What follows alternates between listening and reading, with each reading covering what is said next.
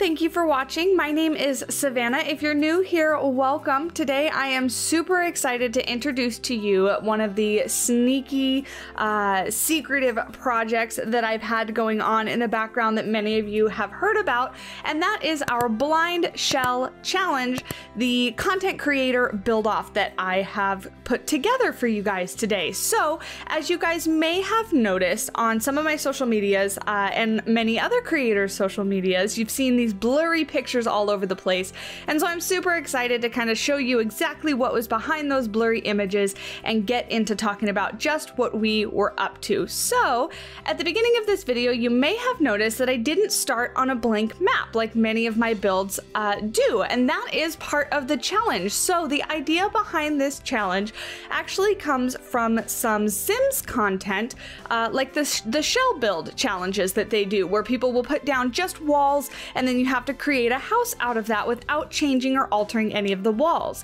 Having played Planet Zoo for quite a while, I wanted to see how we might be able to adapt something like that into this game, as well as bring different content creators together and make it more of a challenge, make it more of a collab. One of my favorite aspects of creating YouTube content and being in this wonderful community is the wonderful community. I have made a lot of friends. I have met a lot of new people, virtually, of course.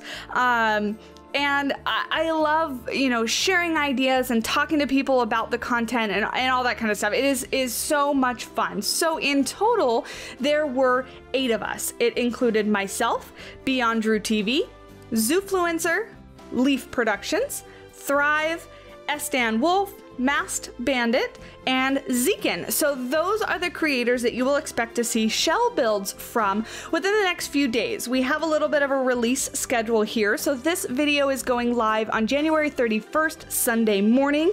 The next one you will then see is Beyond Drew's. That should be going live on February 3rd. Then you'll get to Zekin's on the 6th, Masked Bandits on the 8th, Thrives on the 11th, Leafs on the 14th, Zoofluencers on the 17th, and finally Estan Wolf on the 20th. Now, these are in order of who had whose shell to build off of. So for example, I had Drew's, and then Drew had Zekin's, and then Zekin had Masked, and so on and so forth. At the very end of this, to add a little bit to the complexity and make my life a little bit more difficult, is I've taken all of the habitat builds and I have mashed them into one semi sort of as cohesive as it can be project. So I've put all the habitats together in their own little makeshift zoo, and on February 21st I'm going to go ahead and live stream a tour of that for you guys to see. Now, part of the excitement for this was the fact that we didn't say anything about what we were building, in what style we were building, or what pieces we were using. So the zoo ended up being a hodgepodge of a mess of habitats that don't look anything like each other, and they make up this really kind of quirky zoo project. So that was a whole lot of fun, and I'm super, super excited to tour that for you guys live on the 21st. So let's go ahead and get into the rules of the challenge. First and foremost, we've actually been working on this since about December or so, because the shells were all due to me by January 1st, and then they were randomly assigned to their habitat creator. So in this challenge, there are 2 different roles that you'll hear me talk about. There are the shell builders and the habitat builders. Now, each creator was both a shell builder and a habitat builder, but starting off with the shells. So in order to create the shells, or the blueprints with which all of us had to build off of, you were able to create a shell as big or as small as you wanted it to be, and whatever was realistic for you in order to create for the assigned animal that was assigned to your shell. So for example, Drew was assigned a giant anteater, and this was the shell that he came up with for me. So this is what I had to go off of to build the habitat that you're seeing here. Now, off of this shell, Drew placed down all the barriers, he placed down all the paths, and he did all the terrain height and added water. When I then got that shell, I was not able to change where the paths were. I was not able to change the type or where the barriers were. I could not raise or lower any terrain, and I couldn't remove, add, or change any of the water. I only was able to apply terrain paint if I wanted to. I could change the path texture, although I didn't in this particular build. And then of course I could add any and all scenery pieces that I wanted to make sure that this turned out to be an actual habitat and that could contain an animal. Now, as you might be able to guess, this presented a little bit of a challenge, which was the whole point of the build collab, which I was not presented with an open grassland, empty space to do with whatever I wanted to. I had to stay within the confines of what Drew had decided for me. So another example being I created this shell. This is a shell for a Bactrian camel because that was the random animal I was assigned. And this shell then went on over to Mr. Estan, who had to create a habitat for that animal within the confines of what I have built in my shell. All right, let's get into a little bit about my thought process, my inspiration for this build in specific. So I actually have built for the giant anteater one time before in what's now kind of a forgotten project that I started, but I built for them once before when the South American pack first released, but I never really got into using any of the South American pieces all that much because they didn't really kind of fit with what my personal aesthetic is. I think I've said over and over again, my favorite packs are the Australian pack and the aquatic pack, just for the build style pieces that came with those packs. So I was really excited to be assigned the giant anteater because I think they are really cool and fascinating animals.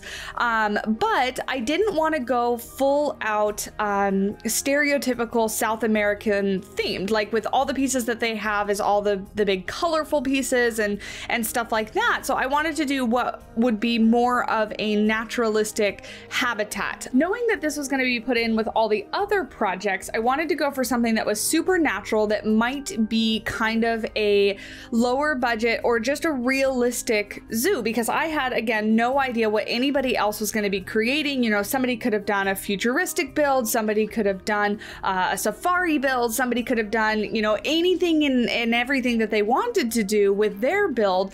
So I chose to keep it very naturalistic, and of course using a lot of these flexi-colored rocks because they're amazing, but making it again look very kind of realistic. So I started off with the water area because when I first saw this shell and I saw the water, I kind of had the idea of making the waterfalls that you could walk behind. And so when like I said, when I first saw this shell, that was the very first thing that came to mind. So that's kind of what I started off with, is somewhere that the guests are going to kind of walk behind the water and get to see the animals through the waterfall. The anteaters do swim in game, so I wanted to provide them with a viewable area, I guess, or some sort of focal point where they would be swimming and having a good time. Again, I didn't get to choose where the water was or the layout of the habitat, but that kind of curved area over there by the water lent itself really, really well to having these two waterfalls come down. After that, Drew gave me this really lovely, beautifully done, sloped up path that was a huge pain in the butt to fence because it was neither straight nor flat. So I had to kind of go up at a curve and up at an angle with these fences. So that's what you can kind of see me doing around here, is completing the backdrop fence and then the kind of separating fence that that separates a little bit of foliage in between, so that, you know, this would be kind of a separating fence between, there would be a habitat on the other side, and you guys again will see where this kind of gets placed in the zoo when we mashed all the things together. The thing that I actually had the most difficulty with, to be honest, is this little shelter. Well, I call it a shelter. It's just a little shaded area for the guests, for their viewing area. So I had the most difficulty with this because, you know, the path kind of leads up onto a hill. Knowing that I wanted this to be a natural build, I knew that I wanted kind of the face of the cliff that I was provided to be rocks and to do lots of rock work there, but I wasn't sure what it should lead up to. At first, I had all these ideas about, you know, doing a great big build. I was looking at different architecture things. I was looking at lots of reference pictures because I wanted it to be something beautiful and big and like that to be the focal point. But it was shortly after I started started building and shortly after I got everything that I've gotten done up until now, that I realized that I wanted it to be a little bit more natural, a little bit more subdued. So that's where I came up with using just these thatched roof pieces that are not on the grid, because building with things on the grid is the bane of my existence. And then using just the Habitat poles, and these are actually, I think, the African kind of themed planks to make it a very natural, simple shelter, but still with, you know, some visual things going on to kind of catch your eye. Again, this path up here was like the natural kind of wood barky mulch path, and I could have changed the path textures, but I wanted to just kind of keep them the same to make it not a little bit more difficult for myself, but just to kind of go with what was already there. So I came up with this little shelter here that you can see that is fairly simple, but once I kind of shade it underneath a tree and then add all the other trees around it, my idea, again, with giant anteaters being a tropical species, is to make them, you know, just kind of like as if they were in a tropical section of a zoo or in a tropical zoo itself.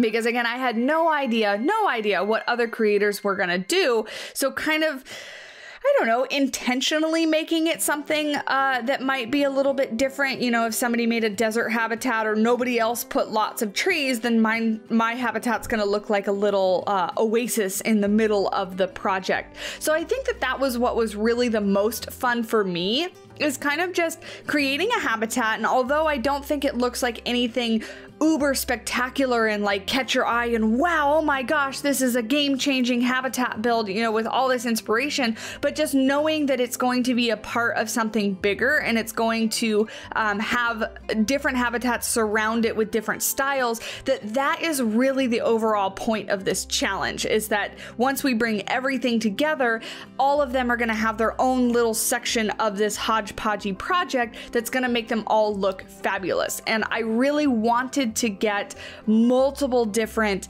styles, multiple different build styles, so that they would look that way. You know, if everybody kind of just did a blank, you know, here's a few trees, here's a pretty fence, you know, that kind of thing, they wouldn't necessarily look so vastly different from one another.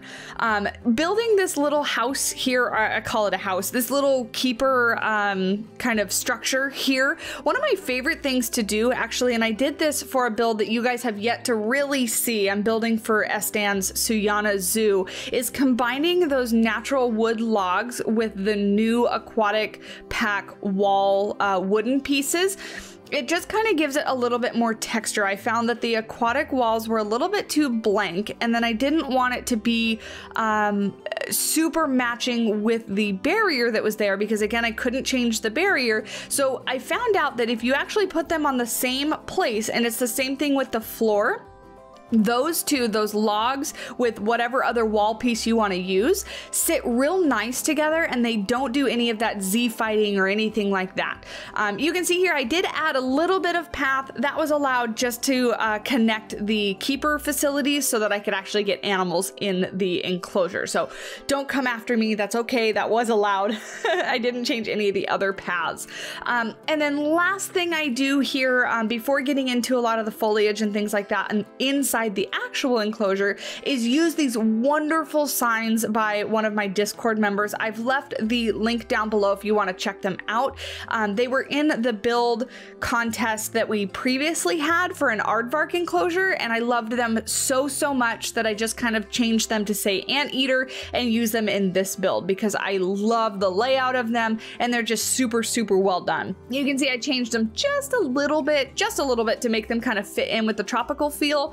But overall, wonderful signs. So link down below will be to the Steam Workshop, so you can download them yourselves if you want to use them. So let me know what you think about this challenge. We all had a blast doing it. I wanted to create something that, one, again, would bring content creators together, but also something that we could share for you. So that brings me into the second topic of this video, in that I am launching today a brand new build contest challenge over on our Discord, and that is going to be to use my shell and create a habitat out of it. Now, all the rules will be listed out on the Discord, so you can go ahead and look over there and see exactly what the rules are and how they're listed out. But essentially, you'll be able to download the shell that I built, the one for the Bactrian camel, and build a habitat off of it. However, slightly different, you guys are not going to be restricted to just building for a camel. You can take the shell that I built and you can build for any animal that you want. You just have to stay within the confines of that shell build. So you won't be able to move the barriers, you won't be able to change the pathing, you'll just be able to build the scenery up and around what is already there. So again, all the rules are going to be listed out, and I'm so excited to see what you guys are able to come up with. And I really encourage you guys to do the same. What I might also be doing is asking you guys for shells so that I can build off of them and see what I can create, because I found this to be so much fun. So please do look down in the description below all of the wonderful content creators that participated in this. I've listed all of their YouTube channels down below so that you can go ahead and keep your eye out for what when their build challenge goes live, and keep up with each piece of the project before we finally come together and show it to you guys on the 21st of February in a live stream. So again, thank you guys so much for watching. Please let me know what you think about the challenge. Please let me know if you would make any tweaks to it, or if you have any other ideas for challenges yourself. I would absolutely love to incorporate more of this kind of thing into the community, have you guys participate in it, encourage other creators to participate in as well, because, you know, I also am a huge fan of the Sims games, as I've recently got into creating content for them as well, or that game as well. And they have a lot of different challenges, a lot of different things that content creators have participated in to just give a little bit of variety to the content. And I would love to bring more of that to Planet Zoo, more of that to other creative games. So please do leave your comments down below. Let me know what you thought. Let me know what your suggestions are. And as always, leave a like if you enjoyed, and subscribe if you'd like to see more. And I can't wait to talk at you guys in the next video. Thanks, guys. Bye.